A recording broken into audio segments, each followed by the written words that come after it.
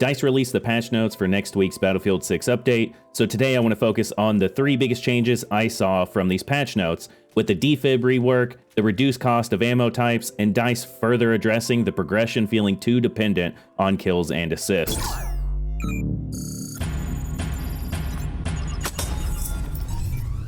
Starting off with what I think is the biggest change here, and this is the defib rework. Defibs will now use a charge system with 3 charges that regenerate over time. Revives will also require a 0.35 second charge, so you can't just run around tapping everybody that's down. Both reviving health and damage now scale with charge time from 50 up to 100, so yes, defibs can kill enemies again when fully charged.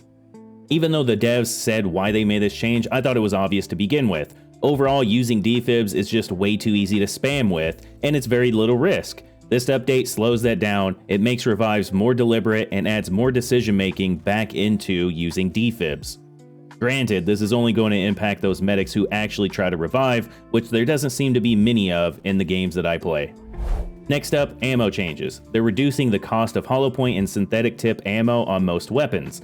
Now, this is not some headline huge change here, but it is a welcome adjustment because these ammo types often felt too expensive to justify, especially with the lower damage weapons. So this should make loadout flexibility a bit better and make those options a bit easier to actually consider using.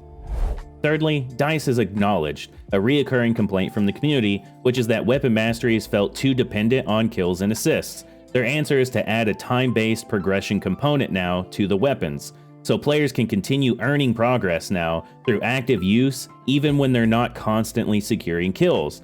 They also adjusted the XP earn rates across multiplayer by 5 to 10% based on the modes. This way things should line up a little better depending on what game mode that you're playing.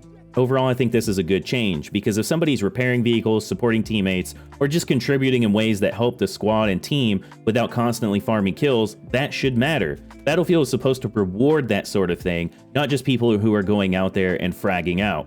There are also a few vehicle tweaks here and there, but I'm not really sure the impact those will have because I don't use vehicles that much at this point in the Battlefield franchise. So overall, I think this patch does deserve some credit here. The defib changes are meaningful, along with the progression changes, and the ammo cost adjustments are a nice quality of life improvement.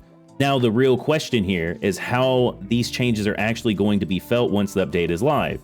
Out of everything in these patch notes though, what do you feel like stands out most to you?